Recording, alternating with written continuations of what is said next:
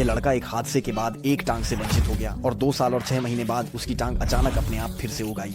ठीक है बैन, मैं आपको और बताता हूँ क्योंकि मुझे लगता है कि आप थोड़ा अजीब महसूस कर रहे हैं और आप सही हैं। तो यहाँ 2 मिनट में ये है कि क्या हुआ। हम खत्म हो गए। जुलाई 1633 स्पेन में 20 साल का एक युवा किसान जिसका नाम मिगुएल जुआन पेलेस है एक फार्म की ओर जा रहा है। एक तरह की गाड़ी है जिसे उसने गेहूं से भरा हुआ है। गाड़ी को 2 खच्चरों द्वारा खींचा जा रहा है। मिगुएल जुआन पेलेस, ठीक है, हम इसे मिगुएल कहेंगे क्योंकि ये बहुत लंबा है और मुझे लगता है कि कुछ लोग पहले ही बोर हो रहे हैं। तो हमारा बहादुर मिगुएल एक खच्चर के पीठ पर है जब अचानक वह गिर जाता है। गर्मी की भरी गर्मी में और काम की थकान के साथ कहा जा सकता है कि उसे एक तरह का छोटा सा चक्कर आया जब जमीन पर भारी के पहियों में से एक गाड़ी उसकी दाहिनी टांग पर उसके घुटने के नीचे से गुजरती है और उसकी टिबिया को बीच में तोड़ देती है। हमारा बहादुर मिगुएल कई अस्पतालों से गुजरेगा और अंततः उसकी टांग काट दी जाएगी। खत्म। अक्टूबर 1637, 2 साल और 6 महीने बाद 29 मार्च 1640। इस रात मिगुएल अपने माता पिता के पास कैलांडा में है। कैलांडा, जो लोग नहीं जानते उनके लिए ये यहाँ है और आज ये लगभग 4000 निवासियों वाला एक सुंदर छोटा सा कस्बा है। रात 10 बजे मिगुएल सोने जा रहा है। रात 10:30 उसकी माँ कमरे में आती है। उसे एक अजीब खुशबू महसूस होती है। वह बिस्तर के पास जाती है जहां उसका बेटा सो रहा है और हैरान रह जाती है यह देखकर कि उसके बेटे के कंबल से न केवल एक बल्कि 2 पैर बाहर निकल रहे हैं। वह अपने पति को बुलाने जाती है, फिर वे अपने बेटे को जगाते हैं और बस चमत्कार हो गया। जो टांग काटी गई थी वह फिर से प्रकट हो गई। तो ये है मुख्य बातें, संक्षिप्त संस्करण। तो आइए इसे तुरंत कह दें। इस तरह की कहानी के सामने अगर आप सोच रहे हैं लेकिन ये क्या है, यह पागलपन की कहानी है और अगर आपकी यह प्रतिक्रिया हुई है तो यह एक सामान्य प्रतिक्रिया है। यह दिखाता है कि आप मानसिक रूप से स्वस्थ हैं, चाहे आप विश्वास करते हो या नहीं। मुझे यकीन है कि आपने पहले ही चमत्कारों के बारे में सुना होगा। ये अलौकिक घटनाएं हैं जिन्हें विज्ञान कभी भी समझा नहीं पाएगा। लेकिन सवाल यह है, क्या यह सच में मौजूद है? मैंने आपके लिए 100 चमत्कारों के मामलों की जांच करने का फैसला किया है जो विश्वासियों के अनुसार अज्ञात हैं। हम देखेंगे कि क्या इस आदमी की सच में एक टांग फिर से उगाई थी और हम 99 अन्य मामलों पर भी ध्यान देंगे।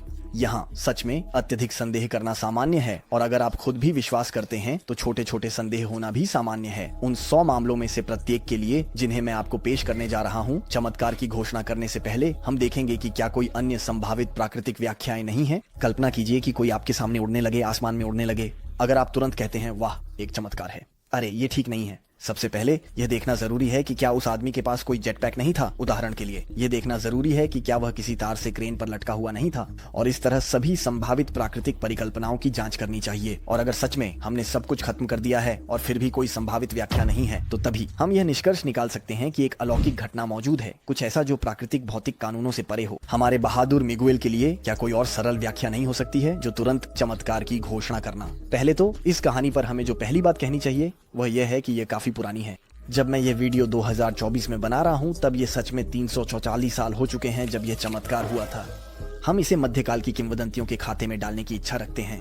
1640 में ये अब मध्यकाल नहीं था। हम ऐसा नहीं कर सकते। हम नहीं कह सकते कि हाँ ये बहुत पुराना है इसलिए ये निश्चित रूप से गलत है, क्योंकि कुछ बहुत पुरानी चीजें हैं लेकिन जो अच्छी तरह से प्रमाणित हैं, जिनके बारे में हम निश्चित हैं, अरे उनकी संख्या बहुत है। हम जानते हैं कि जूलियस सीजर का अस्तित्व था और हम उसकी जिंदगी की बातें जानते हैं अत्यंत सटीक और विस्तृत तरीके से। हमें पता है कि वह 15 मार्च 44 ईसा पूर्व को सुबह 11 बजे मरे थे। 30 सीनेटरों द्वारा हत्या कर दी गई। हाँ ये सटीक है और अगर हम इतनी सटीकता से बात कर सकते हैं तो ये 2000 साल पहले की बात है। कुंगा ये बस इसलिए है क्योंकि ऐतिहासिक विधि गंभीर और कठोर है। इतिहासकारों के कारण हम अतीत की घटनाएं निश्चितता के साथ जान सकते हैं। हम बस ये नहीं कह सकते हाँ कैलांडा का चमत्कार वैसे भी ये बहुत पुराना है इसलिए ये बिल्कुल भी प्रमाणित नहीं है। अरे ये जरूरी नहीं कि सच हो। जो महत्वपूर्ण है वह यह है कि क्या यह मामला अच्छी तरह से प्रमाणित है या नहीं। बस कुछ सबूत होने चाहिए। एक और कि मिगुएल जुआन पेलेसे वास्तव में अस्तित्व में थे, कि यह पूरी तरह मनगढ़ंत नहीं है, उनका एक पैर वास्तव में कटा था। और दूसरी ओर यह सबूत पर्याप्त होगा कि इस अंग विच्छेदन के बाद हमारा बहादुर आदमी मिगुएल ने सच में अपनी दोनों टांगें वापस पा ली। क्योंकि ये 2 चीजें हैं जो हमें चाहिए अगर हम कहना चाहते हैं कि एक चमत्कार हुआ। ऐसी सबूत यह संभव है कि हम उन्हें प्राप्त कर सकें। क्या हमारे पास है? कैलांडा के चमत्कार पर हमारे पास कई तत्व हैं जो साबित करते हैं कि यह कहानी दस्तावेजीकृत है। हम जानते हैं कि वह था क्योंकि हमारे पास एक आदमी का प्रमाण है अप्रैल 1640 में, जिसने दावा किया कि उसकी टांग काटी गई थी और वह फिर से उगाई। हाँ सोचिए, अगर यह कहानी सच होती तो कम से कम हम इससे क्या उम्मीद कर सकते थे। यह सच में है कि इस बहादुर मिगुएल ने हर जगह उस चमत्कार की घोषणा की जिसका उसे लाभ मिला। या अगर यह खुद मिगुएल नहीं है तो उसके करीबी लोग जिन्हें उसने पहले एक टांग के साथ देखा था, फिर बाद में अपनी दोनों टांगों के साथ उन्होंने इस चमत्कार को बताने की कोशिश की। यह हर सुबह नहीं होता कि ऐसा कुछ होता है। हमारे पास कई लोगों के प्रमाण हैं जिन्होंने इस चमत्कार के गवाह होने का दावा किया अप्रैल 1640 यानी तथाकथित चमत्कार के कुछ दिन बाद। फिलहाल इसका मतलब यह नहीं है कि सच में कोई चमत्कार हुआ था। बिल्कुल इसका मतलब यह है किसी भी स्थिति में लोगों ने दावा किया 1640 से एक चमत्कार हुआ था। पहली बात जो हम शुरू करने के लिए मान सकते हैं वह यह है कि यह कोई पूरी तरह से बनाई गई कहानी नहीं है दशकों या यहाँ तक कि सदियों बाद। 2 अप्रैल 1640 से यानी चमत्कार के केवल 4 दिन बाद जो 29 मार्च को हुआ था, हमारे पास एक नोटरी दस्तावेज है जो सभी घटनाओं को बताएगा। ये एक नोटरी है मैरी मिगुएल आंद्रेउ जिसने इसे लिखा। ये माजालेन का रॉयल नोटरी था जो कैलांडा से लगभग 50 किमी दूर एक छोटा सा शहर है। इस 2 अप्रैल के नोटरी दस्तावेज में हमें पता चलता है कि मिगुएल जुआन पेलेस मैरी ब्लास्को और मिगुएल पेलेस का वैध पुत्र है। हमारे पास मिगुएल, पिता मिगुएल, पुत्र मिगुएल और मिगुएल नोटरी है। यह मानना पड़ेगा कि उस समय स्पेन में यह वास्तव में एक लोकप्रिय नाम था। नोटरी का दस्तावेज मिगुएल जुआन पेलेस के, उसके माता पिता के और कई अन्य गवाहों के गवाहियों को बताता है जिनका हम फिर से जिक्र करेंगे। सभी गवाह एक मत हैं। मिगुएल को 29 मार्च से पहले कई बार एक ही टांग के साथ और दूसरी टांग पर एक कटे हुए हिस्से के साथ देखा गया था, उसके बाद फिर से 2 पैरों के साथ। यह तथ्य कि मिगुएल के पास 2 अप्रैल के नोटरी दस्तावेज के समय अपनी दोनों टांगें थीं, यह एक स्पष्ट बात लगती है क्योंकि नोटरी ने खुद देखा कि वह पूरी तरह से स्वस्थ था। हालांकि हम इस पर फिर से आएंगे क्योंकि नोटरी शायद एक साजिश में शामिल था जो सदियों को पार करेंगे।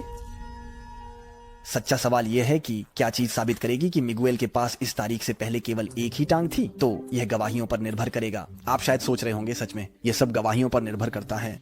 अगर ये गवाहियां हैं जो चमत्कार की बात करती हैं तो कई लोग गवाही देते हैं कि उन्होंने एलियंस, छोटे या फिर लोचनेस के राक्षस को देखा है। गवाहियों की कोई कीमत नहीं होती। हमारे ज्ञान का लगभग पूरा हिस्सा गवाहियों पर निर्भर करता है। आपको अपनी जन्मतिथि पता है क्योंकि आपके माता पिता ने आपको बताया। आप जानते हैं कि E = MC² है क्योंकि वैज्ञानिकों ने आपको बताया। आप जानते हैं कि जूलियस सीजर की हत्या की गई थी क्योंकि इतिहासकारों ने आपको बताया और वे यह जानते हैं गवाहियों के कारण फिर से। और आप अपने माता पिता, वैज्ञानिकों या इतिहासकारों पर विश्वास करते हैं क्योंकि आप उन्हें विश्वसनीय मानते हैं। तो क्या आप उनके गवाहियों को भी विश्वसनीय मानते हैं? यही महत्वपूर्ण है कि गवाहियां भरोसेमंद हों और उनकी विश्वसनीयता। क्या कारण होगा? ये सहमति वाले गवाहियों की संख्या हो सकती है, लेकिन और इसके अलावा सबसे महत्वपूर्ण बात यह है कि ये गवाहियां किससे आई हैं। क्या गवाह विश्वसनीय हैं या उन्हें मध्यकालीन किंवदंतियों पर विश्वास करने के लिए पूर्व धारणा की गई है? कल्पना कीजिए कि आपके पास एक आस्तिक है जो आपको कहता है, मैंने वर्जिन मैरी को देखा। ये सब कुछ उसके एकमात्र गवाह पर निर्भर करता है। ये सच हो सकता है लेकिन महत्व नहीं जब तक वह ठोस कारण न दे। ये उस समय की तरह है जब वह आदमी रायल दावा करता है कि उसने विदेशी प्राणियों से मुलाकात की। यह केवल उसके अपने गवाह पर निर्भर करता है और वास्तव में यहाँ हम कह सकते हैं कि इसका कोई मूल्य नहीं है। लेकिन अब कल्पना कीजिए कि आपके पास 1000 लोग हैं जो आपको बताते हैं कि उन्होंने सड़क पर वर्जिन मैरी को देखा और उन 1000 लोगों में से कई तो आस्तिक भी नहीं थे, या तो इन चीजों के प्रति एलर्जिक, संयोगवश थीं और पहले से एक दूसरे को नहीं जानती थीं। यहाँ आप मानेंगे कि यह दिलचस्प होना शुरू हो रहा है और हम इन सैकड़ों गवाहियों को बिना ध्यान में लिए नहीं नकार सकते। विभिन्न रुचियों और प्रोफाइल वाले लोगों से आने वाली सहमति वाली गवाहियों की एक बड़ी मात्रा, एक दूसरे को न जानते हुए झूठ बोलने या कुछ गढ़ने का कोई कारण न होने पर यह ठोस होना शुरू हो जाता है और एक मुकदमे में यह उस चीज को बनाने के लिए काफी हो सकता है जिसे हम सबूत कहते हैं। मिगुएल के लिए सवाल यह है, क्या वे लोग जो कहते हैं कि उन्होंने उसे 29 मार्च 1640 से पहले एक ही पैर के साथ देखा और फिर इस तारीख के बाद दोनों पैरों के साथ, क्या वे विश्वसनीय हैं और उनकी गवाहियां भरोसेमंद हैं, या क्या वे सिर्फ मिगुएल के दोस्त और परिवार हैं जिन्होंने अपने गांव और पूरे देश में चर्चा पैदा करने के लिए यह कहानी बनाई है? चलो देखते हैं ये प्रसिद्ध गवाह कौन है। शुरू करने के लिए, क्या आप जानते हैं कि पैरिश क्या होती है? ये किसी शहर या गांव के चर्च की तरह होती है और पैरिशों के पास रजिस्टर होते थे जहां वे बपतिस्मा, विवाह आदि की तारीखें नोट करते थे। उनके सभी पैरिशन में से इस प्रकार कैलांडा की पैरिश के अभिलेख हमें मिगुएल और उसके परिवार के बारे में कीमती जानकारी प्रदान करते हैं क्योंकि वे कैथोलिक थे और इसलिए पैरिशन थे। इसमें केवल यह लिखा है, छोटे मिगुएल का बपतिस्मा 25 मार्च 1627 को हुआ। वह शायद उसी दिन पैदा हुआ था। यह एक परिवार के 8 भाई बहनों में दूसरा बच्चा था। अपने बचपन के दौरान उसे अपनी पैरिश के पादरी, जो कि जुआन रोलिस थे, द्वारा शिक्षा दी गई। उस समय स्पेन बल्कि अधिकांश अन्य यूरोपीय देशों में भी बहुत कैथोलिक थे। जब आप वेलेंस की सड़क पर जाते हैं तो वहां वर्जिन मैरी के सम्मान में एक चैपल है जिसे वर्जिन डेल पिलर के नाम से जाना जाता है। मैंने कभी स्पेनिश नहीं पढ़ा, यहाँ तक कि LV4 में भी। फ्रेंच में यह देता है स्तंभ की कुंवारी। वास्तव में एक प्राचीन परंपरा के अनुसार मरियम यीशु की मां। तो यह 40 ईस्वी में सारागोसा में एक खंभे के शीर्ष पर प्रकट हुई। स्पेन में कैलांडा से लगभग 100 किलोमीटर की दूरी पर एक शहर। इस क्षेत्र में वर्जिन डेल पिलर को विशेष रूप से पूजा जाता था और खासकर कैलांडा में। वैसे एक और परंपरा कहती है कि उसने 864 में कैलांडा शहर को एक इस्लामी आक्रमण से बचाया। अगर मैं आपको यह सब बता रहा हूं तो इसका कारण यह है कि यह आगे के लिए महत्वपूर्ण होगा, लेकिन अभी के लिए बस ये याद रखें कि हमारा छोटे मिगुएल वह बहुत धार्मिक था और प्रार्थना करना बहुत पसंद करता था, विशेष रूप से मरियम इस वर्जिन डेल पिलर के छोटे चैपल में। ठीक है, अब एक छोटी सी संक्रमण के लिए 7वीं सदी में प्रवेश करने और हमारे मिगुएल की अद्भुत कहानी को करीब से देखने के लिए।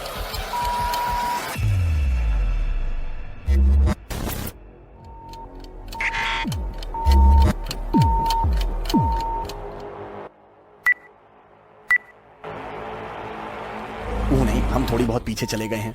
ओह,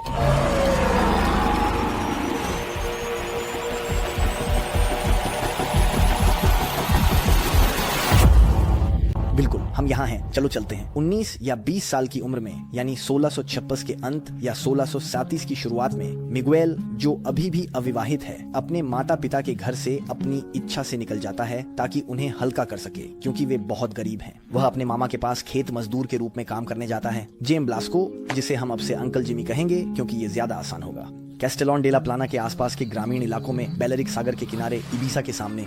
तो हम जुलाई के अंत के एक दिन पहुंचते हैं, 1637। दुर्घटना गाड़ी और 2 खच्चर शामिल थे। तो इससे हमें पता है कि यह दुर्घटना वास्तव में हुई थी और यह उसकी कल्पना नहीं है। और उसके अंकल जिमी के बारे में, खैर, क्योंकि इलाज के लिए उसके अंकल। पहले उसे कैस्टेलॉन ले जाया जाता है, फिर तुरंत बाद में वेलेंसिया के अस्पताल, जो वहां से लगभग 60 किलोमीटर दूर है।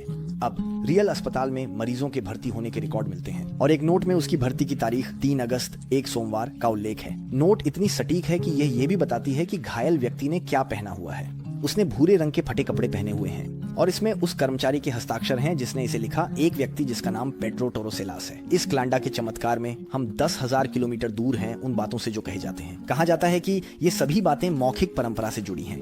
नहीं, हम दस्तावेजीकृत तथ्यों का सामना कर रहे हैं।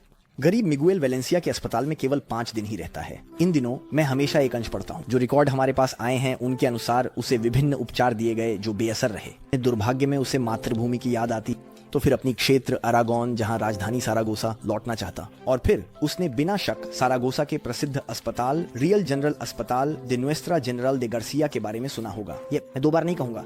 इसलिए वेलेंसिया छोड़ता है और सारागोसा की ओर चल पड़ता है। पिलर की वर्जिन की सुरक्षा में आना चाहता है। उस समय यात्रा बहुत कठिन थी। मुझे आपको यह समझाने की जरूरत नहीं है, ना तो कोई विमान था, ना कोई कार, ना कोई ट्रेन। ये खासकर इसलिए है कि घायल होने के कारण वह खुद को खींचता है। तो हाँ, कोई और शब्द नहीं है। कदम दर कदम 300 किलोमीटर से अधिक की दूरी पर, पूरी गर्मी में 50 दिनों से अधिक की यात्रा के दौरान यह सोया हुआ है। स्पेन में तीर्थयात्रियों के लिए शरण स्थलों के नेटवर्क के कारण वह आखिरकार अक्टूबर 1637 की शुरुआत में सारागोसा पहुंचता है। चलने के लिए वह बैसाखी व अपने घुटने से जुड़ी लकड़ी की टांग पर निर्भर करता है, पट्टियों से लिपटी हुई।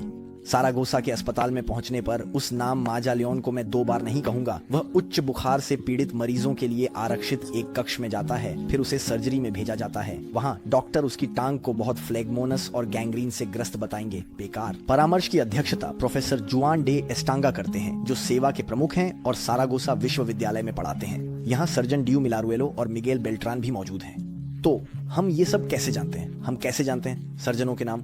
ठीक है, क्योंकि इसके बाद 29 मार्च 1640 के प्रसिद्ध चमत्कार के बाद एक मुकदमा होगा जो 11 महीने तक चलेगा, जहां कई गवाह, जिनमें डॉक्टर भी शामिल हैं, खुद पूछताछ की जाएगी। तो सर्जन, चूंकि हमारे बहादुर मिगुएल जुआन की टांग कितनी दयनीय स्थिति में है, उसे काटने का फैसला करते हैं।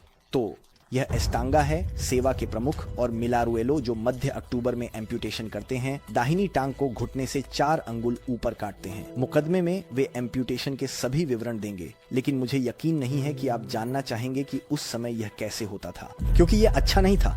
और फिर प्रभावी एनेस्थीसिया के कोई साधन नहीं थे। अपना काम पूरा करने के बाद उन्होंने घाव को ठीक किया, उन्होंने पूरी चीज को बंद कर दिया और इसी से स्टंप का निर्माण हुआ। सर्जनों की मदद एक सर्जरी के छात्र द्वारा की जा रही थी, जिसका नाम इस बार मिगुएल नहीं है बल्कि जुआन लोरेंजो गार्सिया है। वह काटी गई टांग को उठाने और अस्पताल के चैपल में रखने, जहां मृत मरीजों के शव इकट्ठा किए जाते हैं। अपने गवाह के बयान में मुकदमे के दौरान वह कहेगा कि उसने कई नर्सों को खून से सनी टांग दिखाई और अस्पताल के पादरियों को, जिनमें पास्क्वाल डेल कांचो भी शामिल हैं, जिन्हें भी मुकदमे में बुलाया गया। इसके बाद प्रशिक्षु सर्जन जुआन गार्सिया एक सहयोगी के साथ अस्पताल के कब्रिस्तान के एक हिस्से में टांग को दफनाते हैं।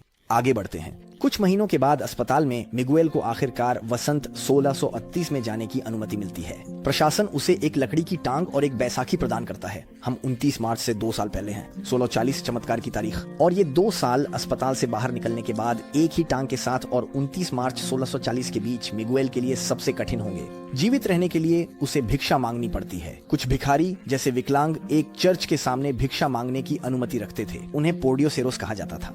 तो मिगुएल यह स्थिति प्राप्त कर लेता है और अक्सर सारागोसा में नोत्र डेम डे लेस्पेरांस के चैपल के सामने भिक्षा मांगता है। उस समय सारागोसा में केवल 25,000 निवासी थे, इसलिए बहुत जल्दी कई लोग मिगुएल को जानने लगते हैं। क्योंकि उसकी एक टांग न होने के कारण पोर्डियोसेरोस की परंपरा और उसकी उम्र के कारण यह सबको प्रभावित करता है। जिसकी टांग कटी है और जो एक चर्च के दरवाजे पर भिक्षा मांग रहा है, हर सुबह भिक्षा मांगने से पहले मिगुएल मास में जाता है और चर्च में 40 सेंटीमीटर की वर्जिन डू पिलर की मूर्ति के सामने प्रार्थना करता है। फिर वह मास के सेवकों से पूछता है जो देखभाल कर रहे हैं, चैपल में जलने वाली 80 तेल की दीपक, अपने कटे हुए हिस्से पर लगाने के लिए थोड़ा सा तेल। वैसे एस्टांगा के प्रोफेसर जो नियमित रूप से युवा व्यक्ति की देखरेख करते हैं, इस पर वह उसे डांटता है क्योंकि वह उसे समझाता है कि रोजाना दीपक के तेल से होने वाली नमी पूरी तरह से ठीक होने में बाधा डाल सकती है। लेकिन युवा एम्पुटे के लिए उसकी वर्जिन ड्यू पिलर में विश्वास उसके स्वास्थ्य नियमों की चिंता पर भारी पड़ता है। हर भिक्षा मांगने के दिन के बाद अपने कटे हुए हिस्से पर तेल लगाना जारी रखता है, दो चीजों में से एक। मिगुएल ने काफी पैसे इकट्ठा कर लिए हैं, वह रात के लिए सराय में शरण ले सकता है। टेबल्स जुआन डे माजास और उसकी पत्नी कैटालिना जेवियर द्वारा रखी गई थी। सराय जुआन डी माजिस को भी उस ग्राहक को पहचानने मुकदमे में बुलाया जाएगा जिसका उसने बार एक पैर के साथ स्वागत किया है। वह मुकदमे के दौरान अपने दोनों पैरों पर खड़ा होगा। जब मिगुएल के पास पैसे नहीं होते तो वह अस्पताल के आंगन में एक बेंच पर सोता है, जहां वह घर जैसा है, जितना हो सके उसकी मदद करते हैं। हम थोड़ा और आगे बढ़ते हैं। 2 साल तक यह जीवन जीने के बाद मिगुएल अपने माता पिता के पास कैलांडा लौटने का फैसला करता है। 1640 की उसने पहले लौटने की हिम्मत नहीं की क्योंकि वह सोचता है, मैं अपने माता पिता के पास कैसे लौट सकता हूँ जबकि मैं उनकी इच्छा के खिलाफ और पूरी सेहत में चला गया था और अब मैं एक टांग के बिना हूँ। वह निर्णय लेता है और सारागोसा छोड़ देता है अपने जन्म स्थान कैलिंडा की ओर। यात्रा की दूरी 118 किलोमीटर है। उसकी राह में कई लोगों ने उसे देखा था और बाद में गवाही देने में सक्षम हुए। चमत्कार के बाद जब मिगुएल ने अपनी दोनों टांगें वापस पाई, जबकि वह पहले केवल एक होने का दावा कर रहा था, तो अधिकतम संभव लोगों से संपर्क किया गया जिन्होंने मिगुएल को उसके कटे हुए हिस्से के समय में देखा था, ताकि यह पुष्टि की जा सके कि उसके पास वास्तव में केवल एक ही टांग थी। बिल्कुल, यही तो कम से कम उम्मीद की जा सकती है। अपने सफर वह फुएंटेस डे एब्रो जाता है। 27 किलोमीटर पर वह एक यात्री की गाड़ी पर सवार होता है, एक लड़का जिसका नाम बर्नार्ड है और 2 अन्य युवकों के साथ जो भी कैलांडा जा रहे हैं, फ्रांसिस्को फेलेज एंड लैम्बर्टो पास्कुअल। अगले दिन गाड़ी वाला यात्री आगे नहीं जा रहा है, उसे 16 किलोमीटर पैदल चलकर क्विंटो डे एब्रो पहुंचना है, बहुत दर्द सहते हुए। लकड़ी की टांग का कटे हुए हिस्से पर दबाव होता है कि उसे पूरी तरह अपनी बैसाखियों पर आगे बढ़ना पड़ता है। उसके साथ ही 2 अन्य युवा धीमी गति से चलने का जोखिम नहीं उठा सकते और आगे बढ़ते हैं अकेला। अगले दिन वह सैम पर पहुंचता है, जहां वह डोमिंगो मार्टिन के सराय में रुकता है, एक और जो बाद में गवाही देगा। वह फिर से बहुत से लोगों से मिलता है, अन्य लोग जिनके नाम हमारे पास हैं, उनकी गवाही, कई तीर्थयात्रियों की मदद से, गधों की पीठ और गाड़ियों के सहारे। यह यात्रा विडंबनापूर्ण है, हम उसके हादसे को याद करते हैं। वह अंततः 4 से 11 मार्च के बीच कैलांडा पहुंचता है, लगभग 1 सप्ताह यात्रा के बाद। मिगुएल को घर छोड़े हुए 3 साल से ज्यादा हो गए हैं और अब वह 23 साल का होने वाला है। उसके माता पिता उसका अच्छे से स्वागत करते हैं, वरना बेचारा वह बहुत नीचे गिर गया होगा, क्योंकि मिगुएल अपने माता पिता के लिए बोझ नहीं बनना चाहता। भिक्षा लेना फिर से शुरू करता है। ये समझना जरूरी है कि उस समय भिक्षाटन कोई अपमान नहीं था, बल्कि जरूरत पड़ने पर यह एक कर्तव्य था। कई लोग गवाही देंगे कि उन्होंने कालांडा के आसपास के गांवों में उस युवा विकलांग को देखा। एक छोटे से गधे पर चढ़ना और उसकी कटी हुई टांग स्पष्ट रूप से दिख रही है, जैसे कि सारागोसा में निवासियों की दया को बढ़ावा देने के लिए। इस तरह कुछ सप्ताह बीत जाते हैं और हम गुरुवार 29 मार्च पर पहुंचते हैं, जो अम्पुटेशन के 2 साल से अधिक बाद और ईस्टर से 9 दिन पहले है। उस शाम मिगुएल अपने माता पिता के घर पर सोता है, लेकिन वे घर में अकेले नहीं हैं, क्योंकि उसके माता पिता ने रात के लिए एक सैनिक का स्वागत किया है। हम 30 साल की युद्ध में हैं, जो मुख्य रूप से फ्रांस और स्पेन के बीच हो रहा है। तब 2 सैनिकों की दल गुजरती हैं और रात कालांडा में रुकने का फैसला करती हैं। सैनिकों को निवासियों के बीच समान रूप से बांटा गया, जो कि बर्ग के नोटरी 27 साल के आजारियो गोमेज द्वारा किया गया। वैसे माता पिता और सैनिक के अलावा रात के खाने में पड़ोसी और माता पिता के दोस्त भी मौजूद हैं। उर्सुला मिन्ज और उनके पति मंडियर बाराक्विना, जिनका नाम मिगुएल है। इसके अलावा इस खूबसूरत भीड़ में और भी लोग मौजूद हैं। एक युवा किसान लड़का बार्टोलोमे, जो परिवार के लिए नौकर का काम करता है। आपको कहा था मिगुएल जुआन जल्दी सोने जा रहा है। रात करीब 10 बजे वह रसोई कुर्सी पर लकड़ी की टांग बैसाखी छोड़ता है, दीवार सहारा लेकर खड़ा होता है। माता पिता के कमरे की ओर बढ़ता है, जो रसोई से जुड़ा हुआ है। उसकी माँ कुछ देर बाद कमरे में जाती है और देखती है कि एक कोट से 2 पैर बाहर निकल रहे हैं। पहले वह सोचती है कि यह उसका बेटा नहीं है, बल्कि यह सैनिक है जो बिस्तर में गलती कर रहा है। चेहरा देखकर कोई शक नहीं रहता। कोई नहीं, लेकिन सच में कोई शक नहीं, अपने पति की मदद से वह अपने बेटे को जगाती है, जो आसान काम नहीं है। वे गवाही देंगे कि वह बेहद गहरी नींद में सोता हुआ प्रतीत हो रहा था। हम आज इसे सेमी कोमाटोज स्थिति कहेंगे। जब मिगुएल जागता है तो वह चौंक जाता है और देखता है कि उसके पास दोनों पैर हैं। वह भावुक हो जाता है। उसकी प्रतिक्रियाओं में से एक अपने पिता से माफी मांगना है। पूछा जाता है कि क्या उसे पता है कि यह कैसे हुआ, लेकिन वह जवाब देता है कि उसे कुछ नहीं पता। वह यह बताता है कि जब उसे जगाया गया तो मैं उसकी गवाहियां देता हूँ। वह सपना देख रहा था कि वह नॉट्रे डेम के पिलर की पवित्र चैपल में है और वह अपनी कटी हुई टांग पर एक दीपक के तेल से मल रहा था। वह इस पवित्र स्थान में रहते हुए किया।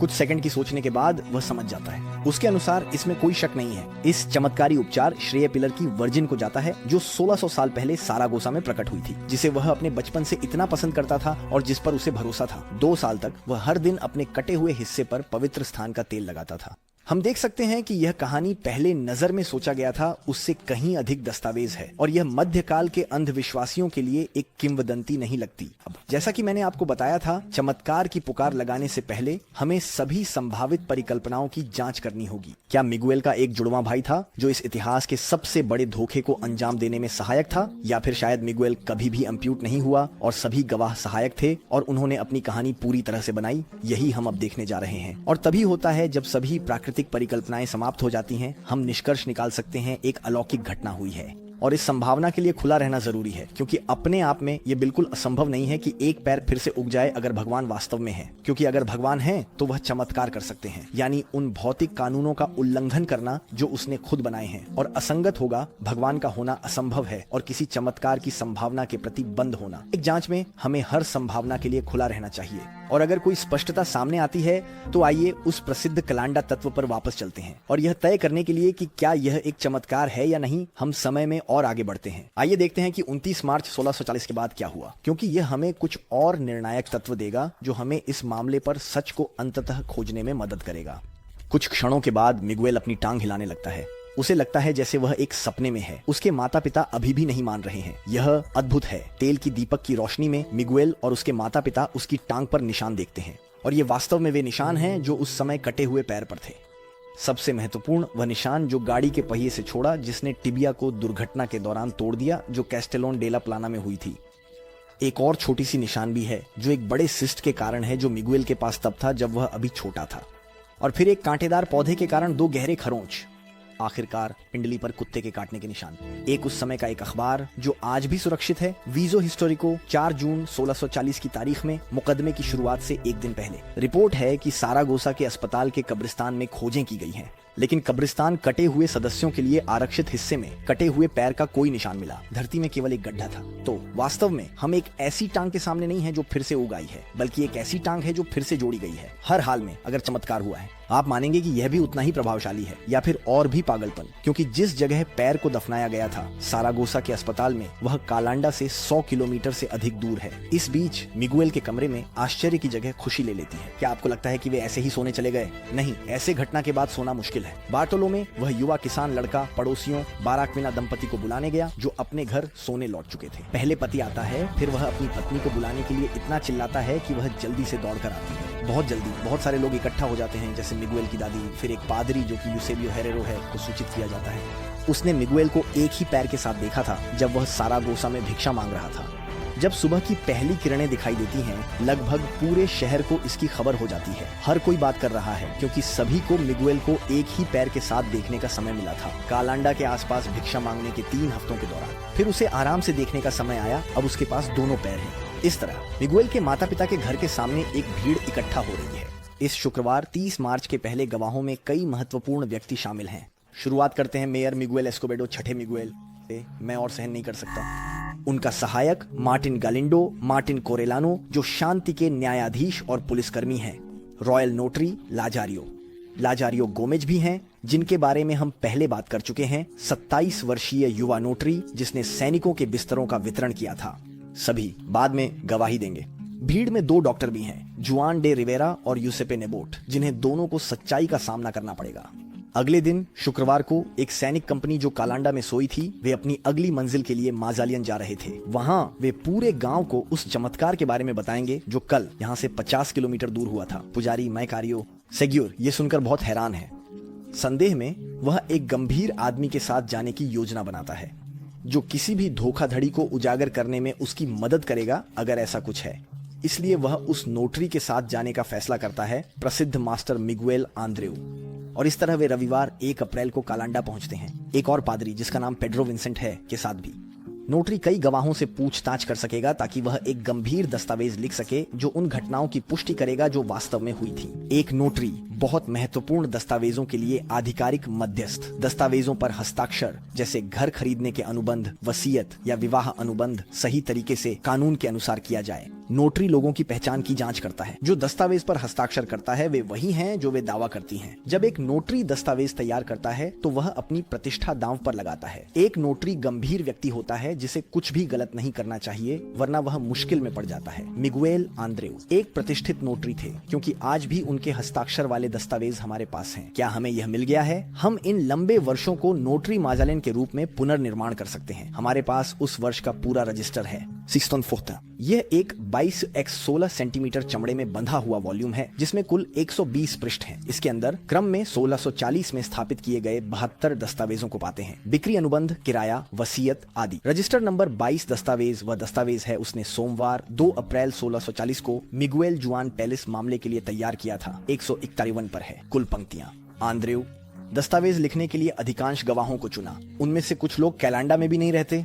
उनसे पूछताछ करने के बाद उन्होंने बस तथ्यों को साधारण लेकिन विस्तृत तरीके से लिखा। मिगुएल आंद्रेउ रॉयल नोटरी थे। यह दस्तावेज राजा के नाम पर बनाया गया है। जिन्हें यह दिलचस्पी है आप इस मामले पर जानकारी मिलेगी विक्टोरियो मेस्सोरी की किताब अकल्पनीय चमत्कार में। यह वह मुख्य किताब है जिसका मैंने इस वीडियो को बनाने के लिए इस्तेमाल किया। इसमें इसीलिए मैं आपको इसकी सिफारिश करता हूँ। मैं आपको विवरण में एक लिंक देता हूँ, लेकिन किसी भी मामले में 2 अप्रैल का नोटरी दस्तावेज बहुत स्पष्ट है। नोटरी के निष्कर्ष, जिन्हें कई गवाहों से पूछताछ के बाद तथ्यों का सामना करना होगा, सभी स्वतंत्र हैं एक दूसरे से। यह है कि वास्तव में एक चमत्कार हुआ था। वैसे उसके दस्तावेज का शीर्षक दरअसल एक्टो पब्लिको मिलाग्रो है जो कैलांडा में हुआ। हाँ, मेरे पास लहजा नहीं है। इसका मतलब है कैलांडा में हुए एक चमत्कार पर सार्वजनिक दस्तावेज। मैं आपको कुछ और अच्छी चीजों के बारे में बताने जा रहा हूँ, इस नोटरी दस्तावेज से ज्यादा दिलचस्प। लेकिन फिर भी शुरुआत के लिए ये सच में इतना बुरा नहीं है, क्योंकि अभी हम जानते हैं कि वह नोटरी जो तथ्यों की पुष्टि करने मौके पर गया था, उसे भी पुनः प्रकट हुई टांग की स्पष्टता का सामना करना पड़ा। मजेदार है, वोल्टेयर जो चर्च के प्रति आलोचनात्मक फ्रांसीसी थे जो अगले सदी में जीवित थे,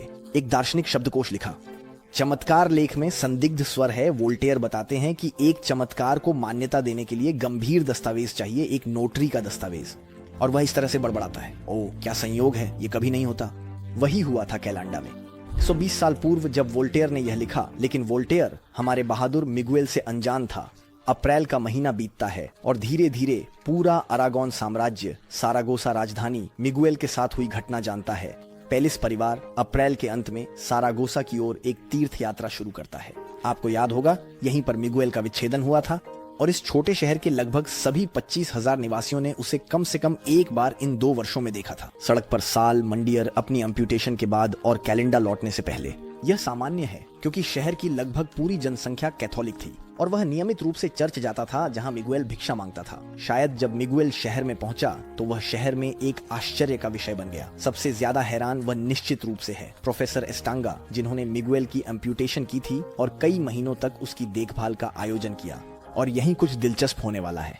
शहर इसी के बारे में बात कर रहा है। नगर पालिका सारागोसा की प्राधिकरण मांग करती है कि मुकदमा खोला जाए ताकि निश्चित रूप से देखा जा सके कि क्या मिगुएल एक धोखेबाज नहीं है जो ध्यान चाहता है और व्यवस्था बाधा डालता है। 8 मई को 28 नगर परिषद के सदस्यों ने चर्च से एक जांच शुरू करने की मांग की। ये जानना जरूरी है कि चर्च किसी भी घटना के प्रति सतर्क और संकोची है। थोड़ा अजीब, एक धोखाधड़ी। उस समय प्रसिद्ध इंक्विजिशन की भूमिका थी। इंक्विजिशन को सभी संदिग्ध मामलों की जांच करने का काम सौंपा गया था। कभी कभी यह कठोरता अतिशयोक्तिपूर्ण होती थी। उस समय का स्पेन का इतिहास ऊर्जावान था। इंक्विजिशन ने प्रबुद्धों, आत्मघोषित भविष्यवक्ताओं, नए चमत्कारों के उद्घोषकों आदि का पीछा किया। वैसे जो लोग इंक्विजिशन के बारे में और जानना चाहते हैं, मैं आपको मेरी हाल की वीडियो की सिफारिश करता हूं जो मैंने चर्च के इतिहास में हुए स्कैंडलों पर बनाई है। आर्कबिशप पेड्रो अपाउलाजार रामिरेज कठोरता के लिए प्रसिद्ध न्यायाधीश और न्यायालय के अध्यक्ष हैं। लेकिन उसे पता है कि अंतिम जिम्मेदारी उसकी होगी। अगर वह निदान में गलती करता है तो उसे इंक्विजिशन के सामने और शायद खुद पोप के सामने जवाब देना होगा। लेकिन नागरिक प्राधिकरण भी इस मुकदमे के दौरान प्रतिनिधित्व करना चाहते हैं। 3 लोगों को नामित किया जाता है, जूरी में होंगे। इसलिए 2 विश्वविद्यालय के प्रोफेसरों, 2 बुद्धिजीवियों, महत्वपूर्ण व्यक्ति, राजा के करीब है को चुना गया है। ये 3 लोग जानते हैं कि वे कोई महत्वपूर्ण व्यक्ति हैं और उनकी प्रतिष्ठा दांव पर है। वे निश्चित रूप से एक ऐसा चमत्कार नहीं मानेंगे अगर यह पूरी तरह से स्थापित नहीं है। वे पागल नहीं हैं। हे प्रतिष्ठित डॉक्टर फेलिपे डेस बारडैक्सिस, जो शहर के विश्वविद्यालय में कैनन कानून के प्रोफेसर हैं। शहर के मिगेल फोस्टर, इसी विश्वविद्यालय के कानून के प्रोफेसर 7वें। मिगेल हमारी कहानी, ठीक है, सब कुछ ठीक है। और एक न्यायाधीश, उसकी महिमा के लिए अभियोजक जनरल फिलिप आईवी, अरागोन के राज्य के लिए मिगेल सिप्रेस। 17वीं सदी में स्पेन में मिगेल मेरे सब्सक्राइबर्स से अधिक थे, या क्या? मुकदमा 5 जून को शुरू होता है और 11 महीने तक चलता है। 26 अप्रैल 1641 तक। सबसे बड़ी पारदर्शिता के लिए ये सार्वजनिक रूप से होता है, हर कोई इसमें भाग ले सकता है। न्यायालय विभिन्न गवाहों से कई सवाल पूछता है, लेकिन सवाल 29 मिगेल की पहचान से संबंधित है। न्यायालय आगे बढ़ता है, मिगेल को लाता है और पूछता है कि क्या वह मानता है कि मिगेल, जो आज अपने दोनों पैरों पर खड़ा है, वही व्यक्ति है जिसे उन्होंने पहले एक पैर और कटे हिस्से के साथ देखा था। क्योंकि मुकदमे के दौरान क्या आपको शक है? इस बात में कोई संदेह नहीं है कि मिगेल के पास दोनों पैर हैं। कुछ डॉक्टरों को मिगेल की टांग में सुई लगाने में मजा आ रहा है। यह कैसे प्रतिक्रिया करती है? जैसे सामान्य पैर। एकमात्र महत्वपूर्ण सवाल यह है कि क्या यह व्यक्ति जो आज अपने दोनों पैरों पर खड़ा है, पहले एक पैर से एम्पुटेटेड था और उसने एक ही पैर के साथ 2 साल से अधिक समय बिताया है? अगर हाँ, तो ईमानदार रहें, चमत्कार खुद को साबित करेगा। लेकिन फिर गवाह कौन है? उन्हें चुनने के लिए न्यायालय विकल्प था। संभवतः बहुत ज्यादा लोग थे, क्योंकि हजारों लोग, चाहे वो सारागोसा में हो, कैलांडा के आसपास या कहीं और, यह दावा किया गया कि उन्होंने मिगेल को एक ही पैर के साथ देखा था। तो संभावित गवाहों के बड़े चयन में मुकदमे ने 24 को चुना। 24 लोग जिन्होंने मिगुएल के निड जाम्बिस्टे के 2 वर्षों के दौरान महत्वपूर्ण भूमिका निभाई। ज्यादातर गवाह स्वतंत्र हैं, एक दूसरे से, वे शहरों से आए हैं। विभिन्न, उन्होंने मिगेल से थोड़ा समय पर मिले और जरूरी नहीं कि वे एक दूसरे को जानते थे। सभी विभिन्न पात्र हैं जिनके बारे में मैंने अब तक आपसे बात की है। हमारे पास 5 डॉक्टर होंगे, जिनमें वह सर्जन भी शामिल है जिसने मिगेल का पैर काटा, और वह इंटर्न जिसने पैर को दफनाया। 5 परिवार के सदस्य और पड़ोसी, 4 स्थानीय अधिकारी, 4 पादरी और 6 विभिन्न गवाह। सारागोसा का सराय वाला, जहां मिगुएल नियमित रूप से सोने आता था जब उसने पर्याप्त भिक्षा मांगी होती, या फिर सैम्पर का सराय वाला। क्या आपको याद है? इस प्रकार मिगुएल की पहचान के सवाल पर, जो आज उनके सामने अपने दोनों पैरों पर खड़ा है, 24 में से 22 गवाह शपथ लेते हैं कि उन्हें इस बात में कोई संदेह नहीं है कि यह वही आदमी है, कि उन्होंने पहले एक ही पैर के साथ और उसके कटे हुए हिस्से के साथ देखा था। सिर्फ 2 ही जवाब देते हैं, मुझे लगता है, जिसका मतलब है, मुझे लगता है, ये अस्पताल के पादरी और डॉक्टर एस्टांगा के एक सहयोगी हैं। ये जवाब, मुझे लगता है कि यह वही आदमी है, उनके लिए केवल एक नैतिक संकोच को दर्शाता है। उन्होंने युवक को अंग कटने से पहले थोड़े समय जाना, और 22 अन्य गवाहों में से कोई भी यह नहीं कहता कि उन्हें संबंधित व्यक्ति की पहचान या तथ्यों की सत्यता के बारे में कोई संदेह है। इसमें से कोई भी गवाह नकारात्मक राय नहीं कहता। क्या यह एक असली साजिश हो सकती है? क्या सभी गवाहों ने मुकदमे के दौरान झूठ बोलने के लिए सहमति बना ली है?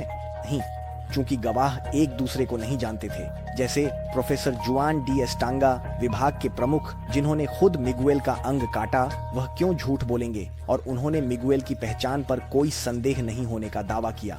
इसलिए इन सभी गवाहों की गलती का अनुमान एक साथ, ये पूरी तरह से हास्यास्पद लगता है। मैं इसे याद दिलाता हूं क्योंकि हजारों अन्य लोगों ने मिगुएल को सारागोसा में इन 2 वर्षों के भिक्षाटन के दौरान एक ही पैर के साथ देखा था, और वे गवाही देने के लिए तैयार थे जब चमत्कार को मान्यता दी जाएगी। मई 1647 में सारागोसा के चर्च के आंगन में एक बड़ा उत्सव होगा, जहां मिगुएल भिक्षा मांगने आया करते थे, और हजारों लोग जो मिगुएल को उसके कटे हुए पैर के समय से जानते थे, वहां भगवान का धन्यवाद करने के लिए उपस्थित होंगे, इतने बड़े चमत्कार के लिए। दूसरी संभावना, मिगुएल का जुड़वां भाई था, जुड़वां जिसके पास सही पैर था, जिसने मिगुएल के अंग कटने के बाद चमत्कार किया। ये एक आकर्षक भावना है, ये कहना चाहिए, यह तर्क नहीं बनता। उस पैरिश के रजिस्टर जिसका जिक्र किया था, ये पुष्टि करते हैं कि मिगुएल मार्च 1617 में अकेले ही पैदा हुआ था। वैसे भी यह संभावना इतनी बेतुकी है कि कोई भी न पहले न बाद में उसे बचाने की हिम्मत नहीं कर सका। यह जाहिर तौर पर हास्यास्पद होता, क्योंकि कालांडा शहर था जहां कई परिवार एक दूसरे से शादी करते थे। मिगुएल का जुड़वां भाई होता तो पता चल जाता। और भी कई संभावनाएं नहीं हैं जिन्हें हम रख सकते हैं। उदाहरण, कुछ लोग सोचते हैं कि मिगुएल का पैर एक कृत्रिम अंग, लेकिन यह सचमुच डॉक्टरों को बेवकूफ समझना है जिन्होंने मिगुएल की दोनों पैरों की जांच की। तो हम ज्यादा समय नहीं बिताएंगे। कोई भी जानता है कि कृत्रिम अंग और असली मांस के पैर में क्या अंतर होता है। जब पैर में चुभन होती थी तो वह प्रतिक्रिया करता था। हमारे पास सबूत है कि मिगुएल जुआन पेलिस्से के पास 29 मार्च 1640 के बाद दोनों पैर थे।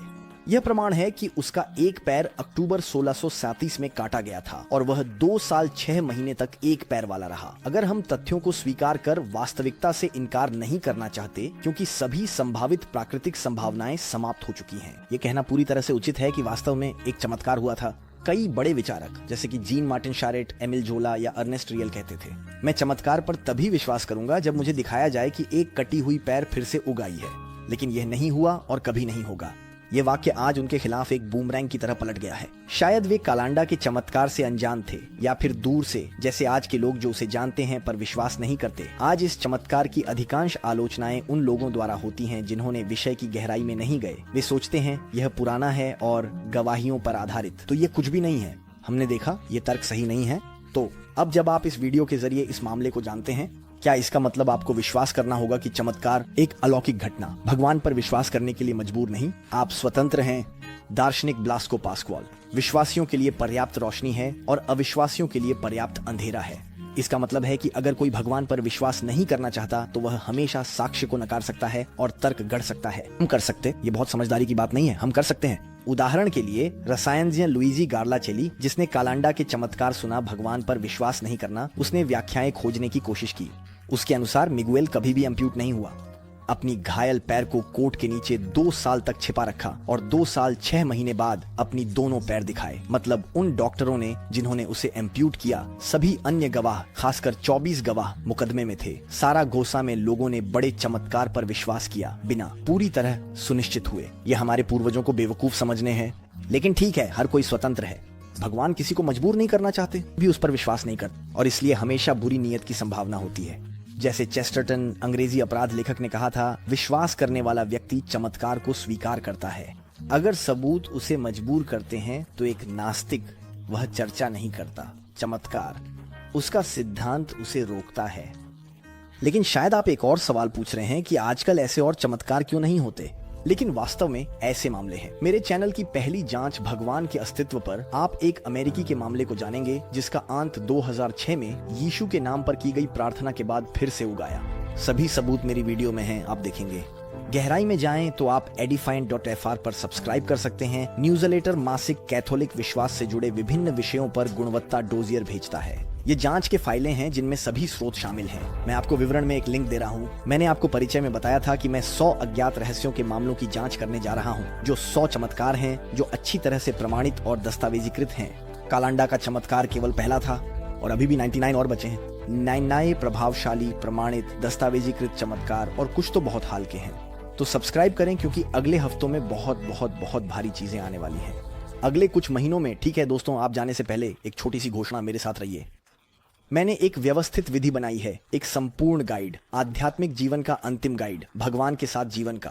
क्योंकि चमत्कार अच्छे होते हैं, ये हमारी विश्वास को मजबूत करते हैं आदि, लेकिन जो सबसे महत्वपूर्ण है वह है यीशु के साथ संबंध, उसके साथ प्रेम संबंध। भगवान चमत्कार कर सकते हैं तो वह सबसे पहले हमारे जीवन में चमत्कार कर सकते हैं, उसके साथ प्रेम संबंध बनाने। हमें नजरअंदाज नहीं करना चाहिए हमारे जीवन का उद्देश्य, उसके लिए जीना।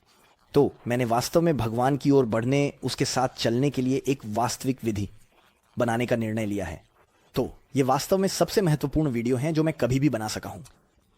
मैं इस पर महीनों और महीनों से काम कर रहा हूं, और इसके अलावा मैंने इसे पूरी तरह से मुफ्त देने का निर्णय लिया है। तो ये वास्तव में एक अनमोल मूल्य है। यीशु ने हमें कहा, आपने मुफ्त में प्राप्त किया, मुफ्त में दें। तो यह सच है कि यह केवल एक ही था, मेरी वीडियो को फंड करने का एक तरीका, मेरी चैनल को फंड करने का। यह कई महीनों तक भुगतान वाला था, और फिर मुझे यह आह्वान महसूस हुआ, मैंने इसे मुफ्त करने का आह्वान महसूस किया। मैं आपकी उदारता पर भरोसा करता हूं। आप अगर चाहें तो मुझे समर्थन कर सकते हैं ताकि सभी की मदद हो सके। ये प्रोजेक्ट्स चैनल पर, ये चमत्कारों की श्रृंखला, और फिर आने वाले सभी प्रोजेक्ट्स के लिए मैं आपसे फिर से बात करूंगा। दूसरी तरफ, अगर आपको दिलचस्पी है तो आप बटन पर क्लिक कर सकते हैं जो विवरण या टिप्पणी में है। सच में इसे नजरअंदाज मत करो, ये सच में सबसे बेहतरीन वीडियो हैं जो मैंने कभी बनाए हैं। ये सच में आपकी जिंदगी बदल सकते हैं। तो जल्दी से इन्हें देखें।